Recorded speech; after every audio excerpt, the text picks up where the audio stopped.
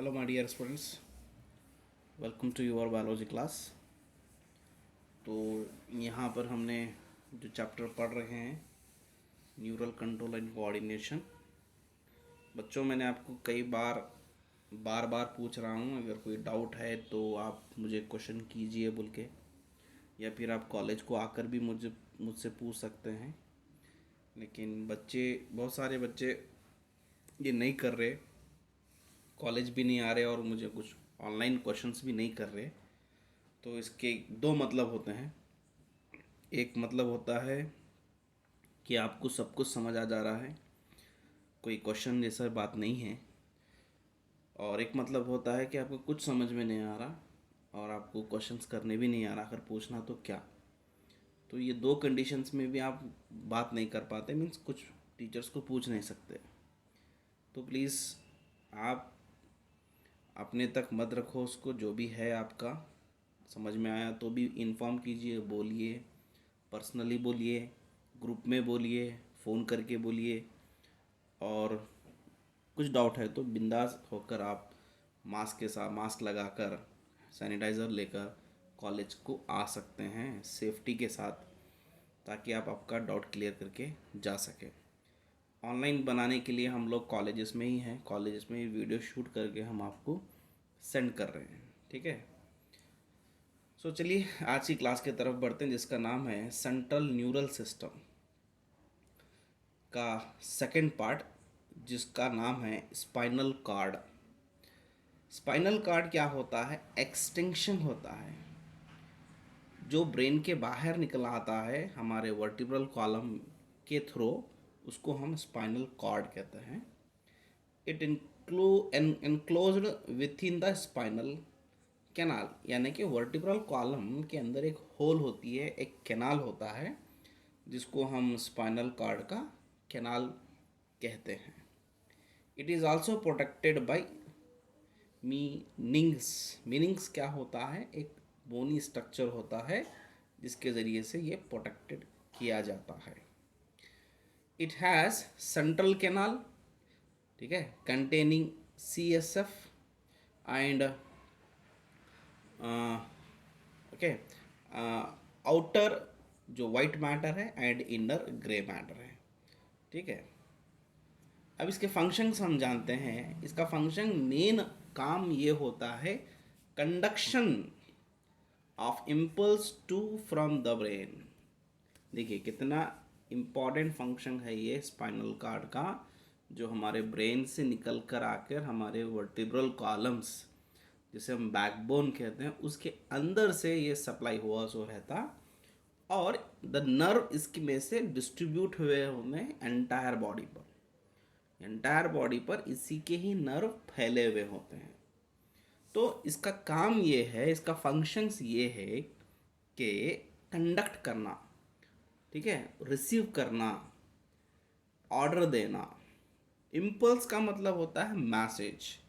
हमारी बॉडी का कोई मैसेज हमारे ब्रेन तक पहुंचाना, या ब्रेन का कोई मैसेज हमारे बॉडी के किसी पार्ट तक पहुंचाने का जो काम होता है, उसे हम कंडक्शन कहते हैं।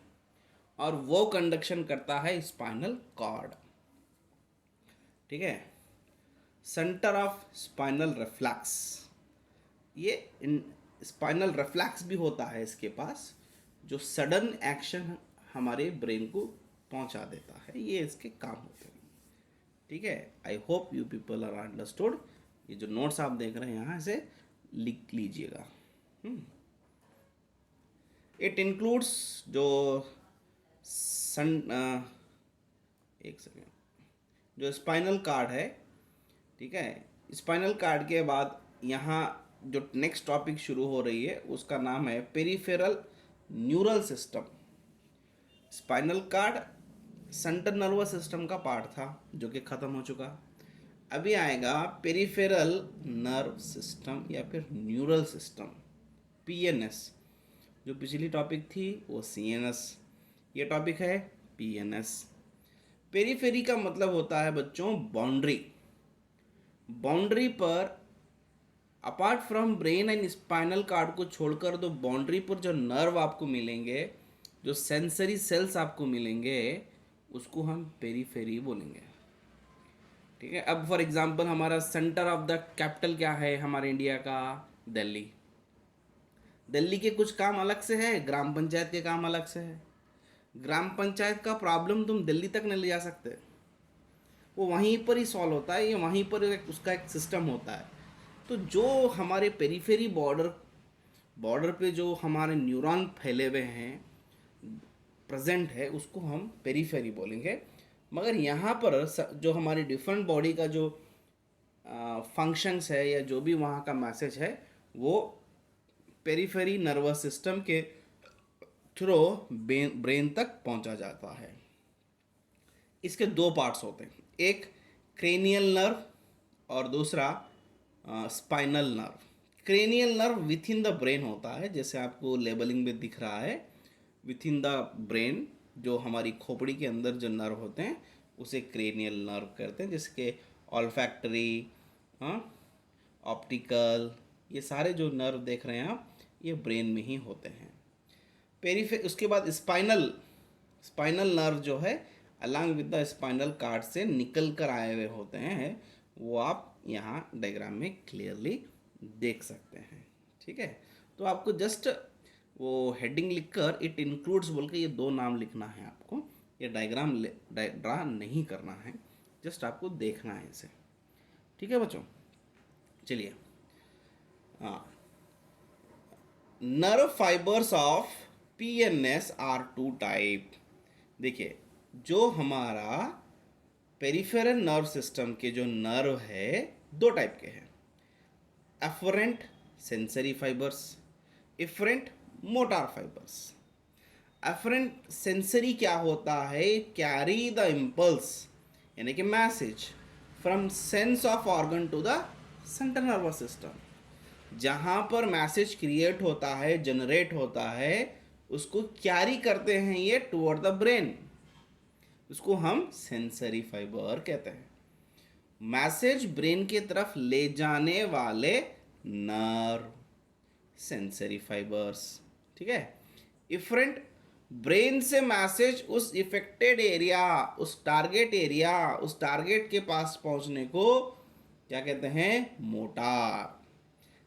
Carry impulse or message from central nervous system CNS to the muscles and gland। वो मसल्स भी हो सकते हैं या कोई ग्लैंड भी हो सकते हैं, वहाँ तक ब्रेन का मैसेज वहाँ तक टच करना, वहाँ तक पहुँचाने को हम बोलेंगे इफरेंट या मोटार फाइबर्स। ठीक है बच्चों, चलिए। PNS, peripheral nervous system has two divisions. देखिए, ये सिस्टम के दो डिवीजन हैं, एक सोमैटिक न्यूरल सिस्टम और दूसरा ऑटोनॉमिक न्यूरल सिस्टम। चलिए जानेंगे इनके बारे में डिटेल में। सोमैटिक न्यूरल सिस्टम, देखिए बच्चों, ब्रेन से कोई मैसेज हमारे मसल्स की तरफ जा रहा है। किसकी तरफ जा रहा है? मसल्स की तरफ, उसको हम बोलेंगे somatic. Relay impulse from the CNS to the skeletal muscles, जो ब्रेन के कंट्रोल में है, हाथ पैर ये सब हमारे ब्रेन के कंट्रोल में है। हम जब चाहते तभी बात करते, हम जब चाहते तभी खाना खाते, हम जब जाते एक जगह से दूसरी जगह तभी जाते। तो ये सोमैटिक नर्व में आता है। ठीक है। अब इसी तरह ऑटोनॉमिक नर्व सिस्टम क्या होता है? ये transmission of impulse from central nervous system to involuntary organ and smooth muscles. ये वो ऑर्गन की तरफ मैसेज जाएगा जो हमारे कंट्रोल में नहीं है, इनवॉलंटरी है। वॉलंटरी मसल्स वो होते हैं जो हमारा कहना मानते हैं। हम जब चाहे तब हमारा हाथ एक्टिवेट होता है, तब हमारा हाथ फंक्शन करने लगता है। लेकिन हमारा पेट का मूवमेंट, हमारे स्टमक का मूवमेंट हमारे कंट्रोल में नहीं है, जिसको हम इनवॉलंटरी ऑर्गन कहते हैं, जो स्मूथ मसल से बने हुआ होता है। ठीक है। ऑटोनॉमिक नर्व सिस्टम के दो टाइप के नर्व होते हैं, एक होता है सिंपैथिक नर्व और दूसरा होता है पैरासिम्पैथिक नर्व। चलिए इनके बारे में देखते हैं। सिंपैथिक नर्व क्या होता है? It prepare the body to cope up with the emergency stress and danger. It increase heartbeat, breathing rate, constrict arteries and evaluate BP. देखिए, हम जब किसी इमरजेंसी में आ जाते हैं, किसी टेंशन भरी माहौल में आ जाते हैं या कोई डेंजर साइन हम देख लेते हैं, तो सडन हमारे बॉडी के अंदर ऑटोमेटिक हार्ट बीट बढ़ जाएगा, ब्रीथिंग रेट बढ़ जाएगा, हमारा बीपी बढ़ जाएगा. इसे मैनेज करने वाले, इसे इंक्रीज करने वाले, इसको ब्रेन तक पहुंचाने वाले जो नर्व होते हैं, एक्चुअली ये तो ऑटोनॉमिक होते हैं, फिर भी इनको एक नाम दिया गया सिंपैथिक सिस्टम बोल के, जो इमरजेंसी में हाइक होता है.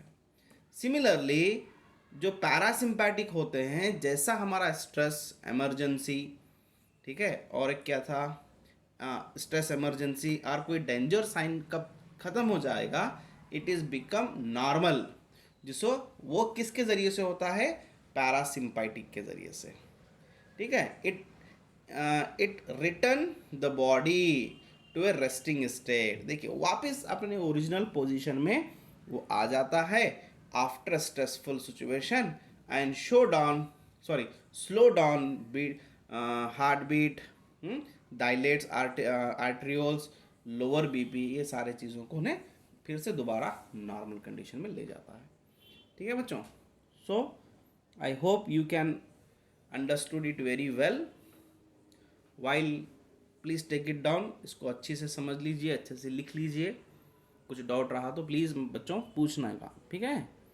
चलिए, thank you very much. Tomorrow we will continue the next topic.